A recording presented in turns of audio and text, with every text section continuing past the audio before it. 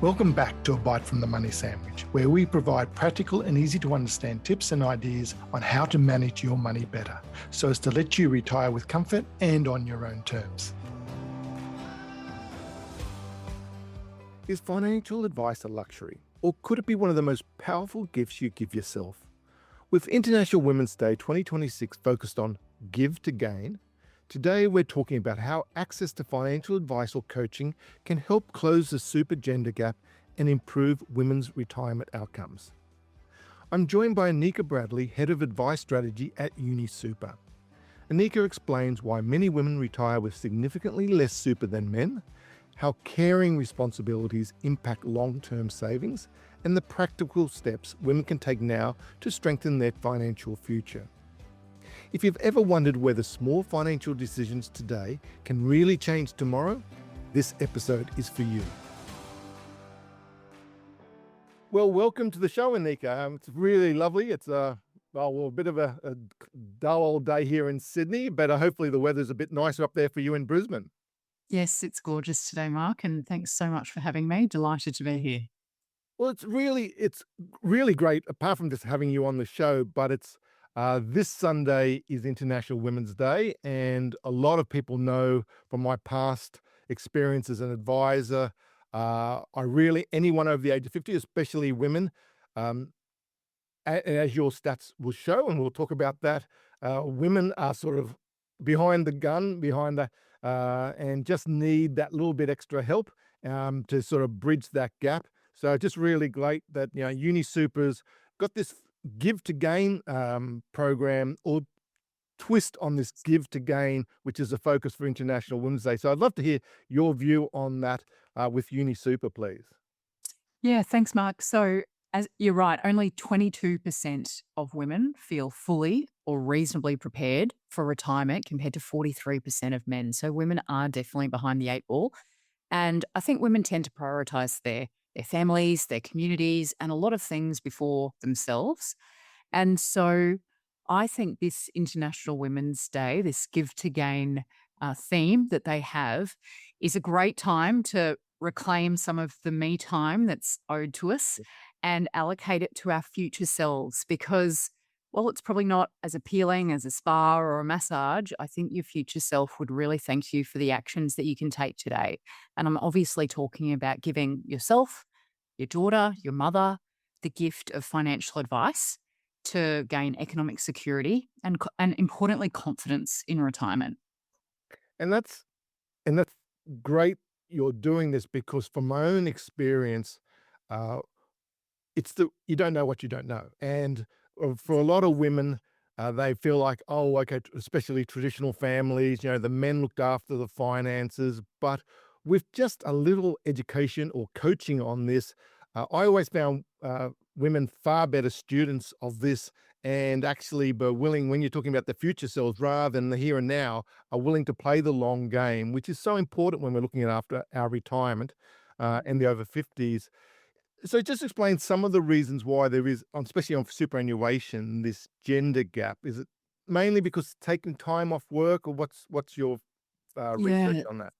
So we've found that on average, women in their mid-50s have a superannuation balance that's around $55,000 lower than a man of the same age. And it's a time when those compound lifetime effects of carer responsibilities, but also lower paid work show up.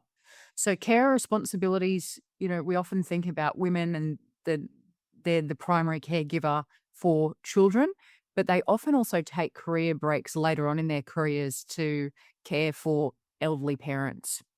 And then lower paid work. So unfortunately, women are still earning 88 cents for every dollar that men earn in Australia. And those factors really add up.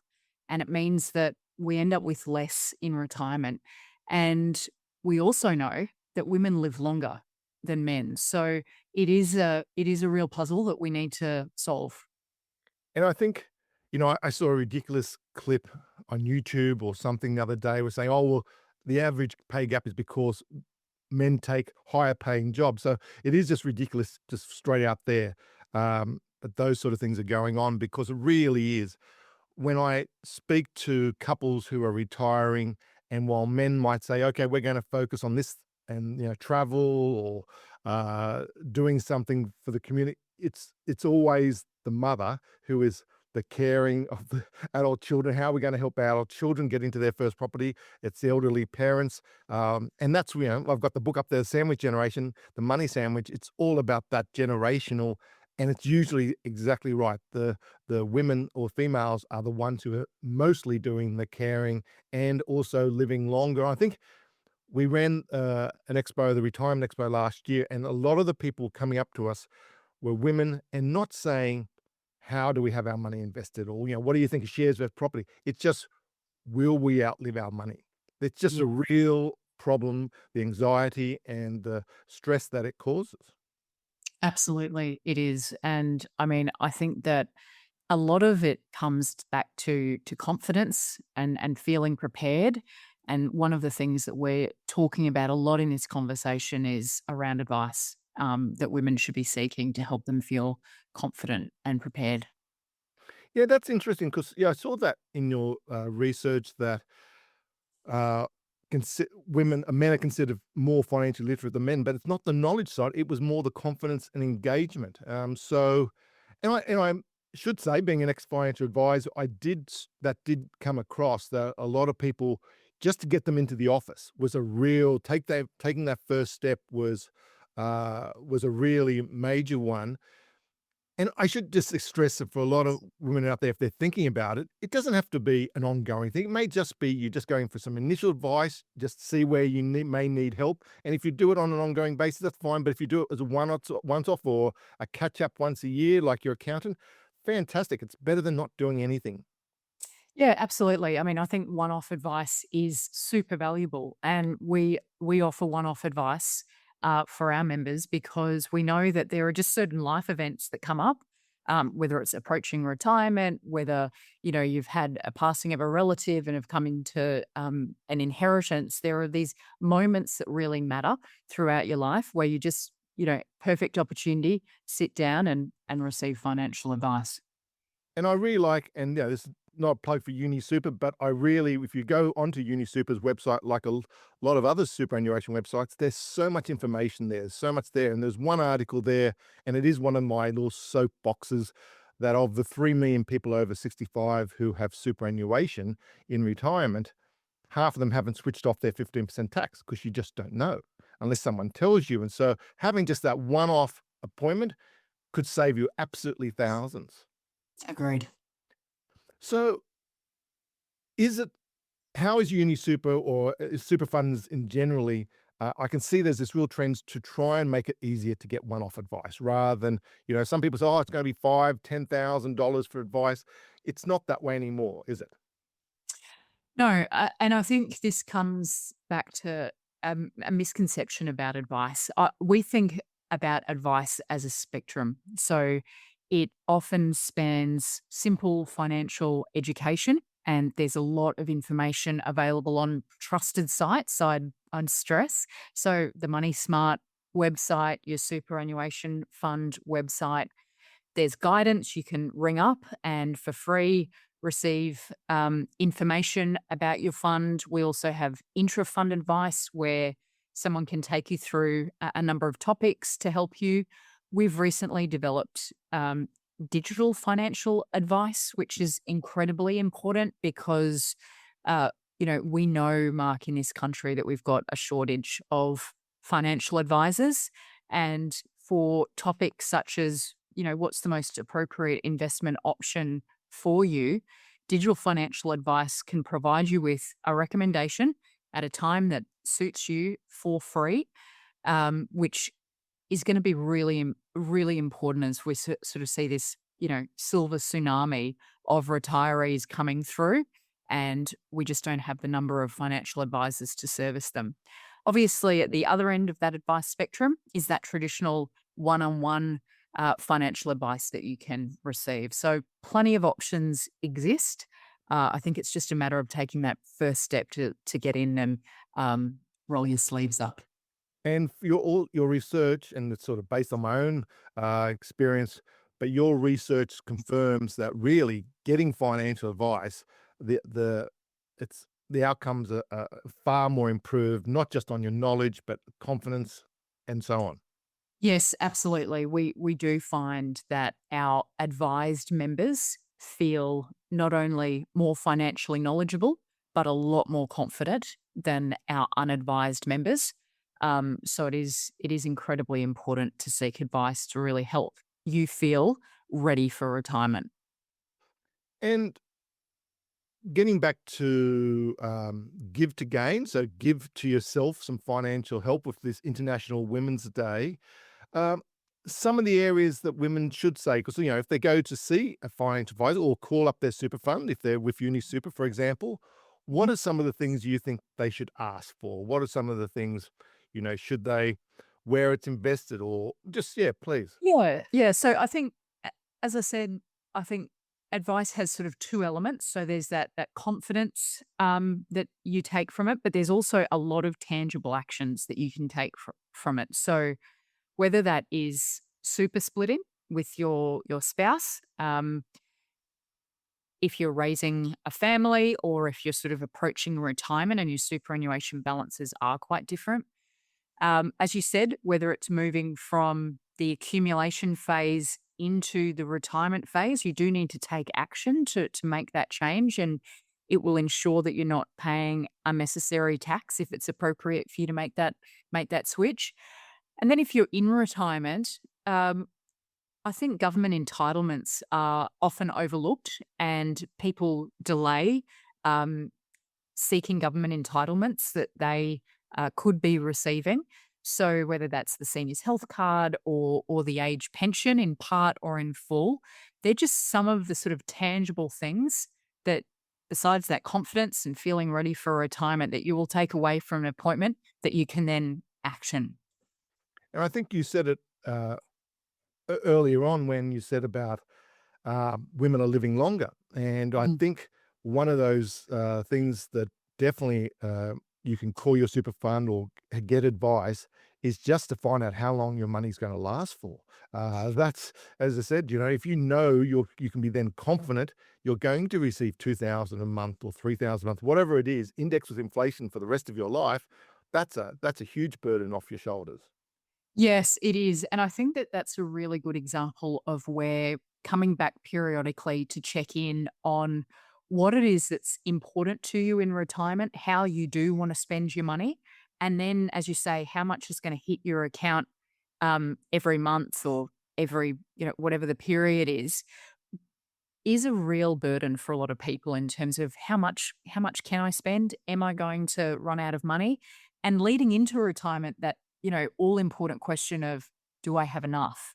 And we often find that people haven't really thought about what enough is for them, what's going to bring them joy and purpose in retirement. And oftentimes our advisors find that members do have enough for what it is that they actually want to do. But people, well, I think when it comes to retirement and saving for retirement, always the answer is just more and more and more, and not actually sure how that amount then converts into what it is that they want to do in their retirement.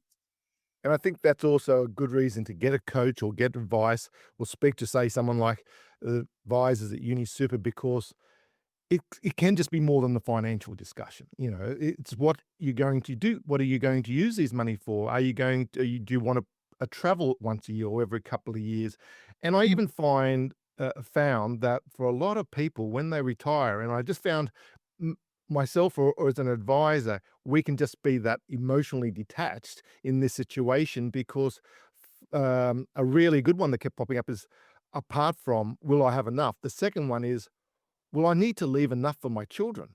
And, Yes. didn't quite get that a lot from the husbands, but I got that definitely from the mothers. And it was just like, and they were sort of saying, well, I can't touch my super. That's for my inheritance. And yet if you ask their adult children who are now in their maybe 40s, no, mum, we want you to enjoy this. This is, you've worked hard for this. We're okay. But they've got this mindset. So being able to chat to someone about just these things is so important.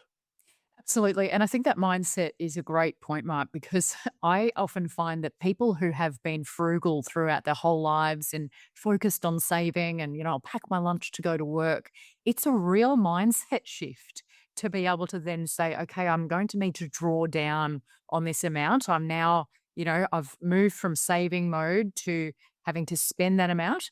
And it's a really difficult thing to come to grips with because it's something that you've practiced for your whole life. So I think a coach, a great advisor can really help you do that and give you the confidence and comfort that you need.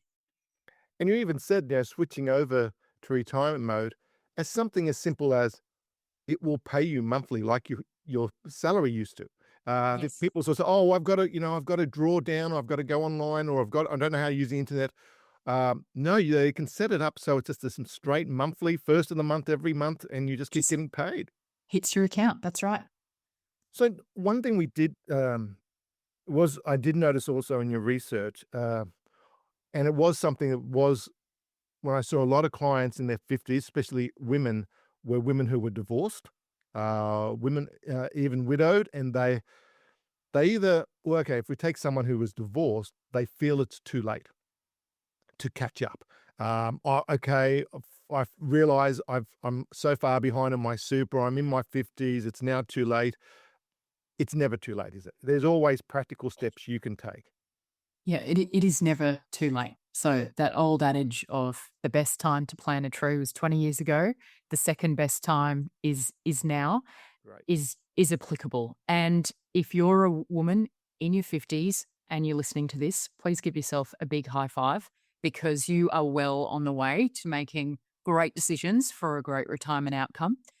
And last year at our pre-retirement outlook, we talked to our pre-retirees about growing their what we call cash in retirement, where C is for contributions, A is for advice, S is for strategy, and H is for hobbies. So contributions, as we've talked about, advice can give you a lot of confidence and it can help you bring your financial situation from chaos to order.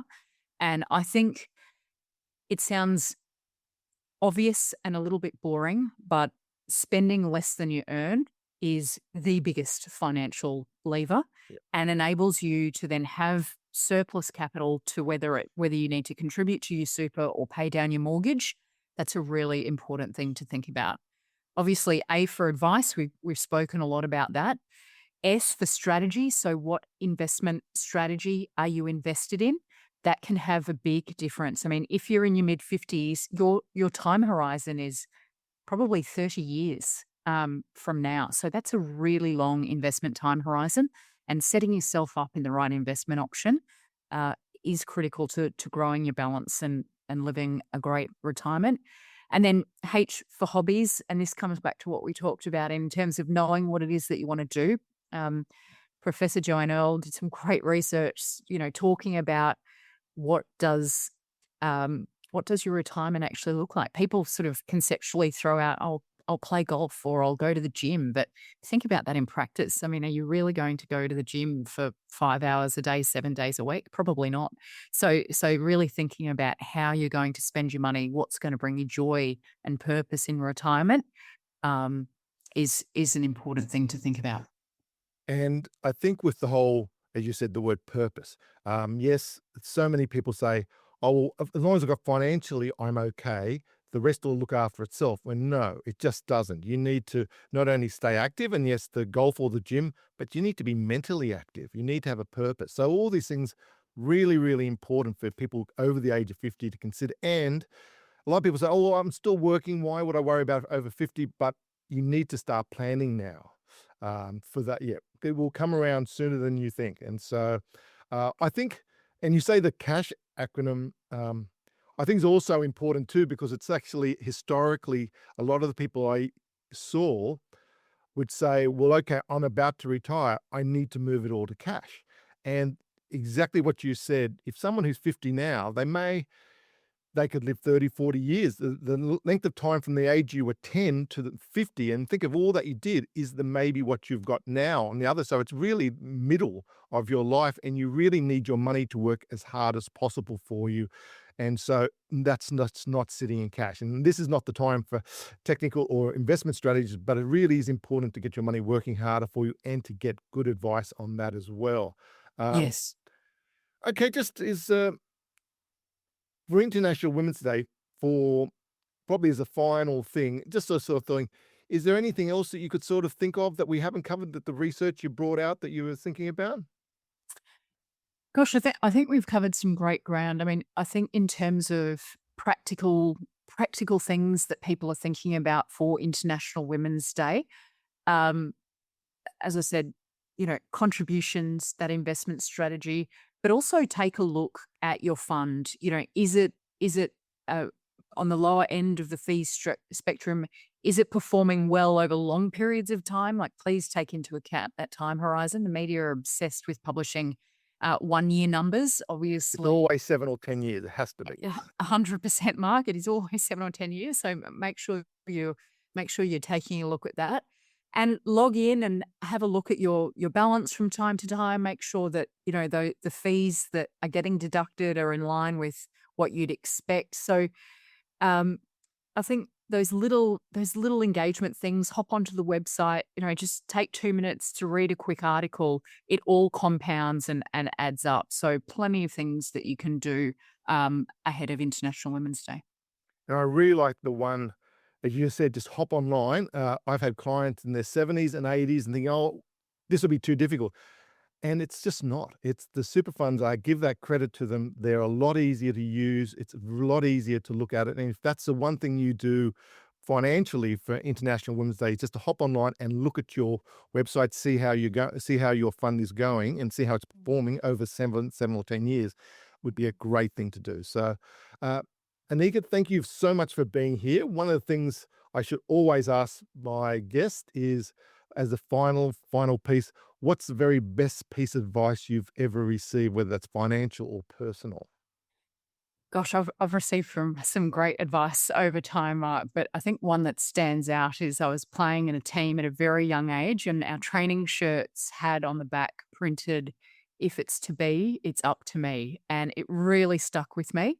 And I think, take this moment, ladies, because it is up to you. Don't wait for your partner. Use this International Women's Day as your moment to give yourself the gift of financial advice to gain economic security and, importantly, confidence in retirement, because you're worth it. Love it. Thank you very much. It's a great way to finish the show. Annika, thank you very much. And thank you for UniSuper allowing me to have you as a guest on our show today. Hope we catch up soon. Thank you. Really appreciate your time. Thank you, Mark. I hope you enjoyed this episode. If you'd like to learn more about Annika and UniSuper, you can visit unisuper.com.au for more information and guidance options available. And as always, if you have a question or there's a topic you'd like me to cover, feel free to email me at admin@themoneysandwich.com or visit themoneysandwich.com. Until next time, remember, sometimes the best financial gains start with simply taking action. Visit my website, themoneysandwich.com, for free templates, online calculators, and subscribe to our newsletter to help you now for a better retirement tomorrow. As with every podcast, this information is not advice, as not personalized to your own situation, and past performance is never guaranteed for the future. What we are trying to do here is to provide tips, coaching, and education to help improve your money knowledge, which we believe can only be a good thing. See you next time when we take another bite from the Money Sandwich.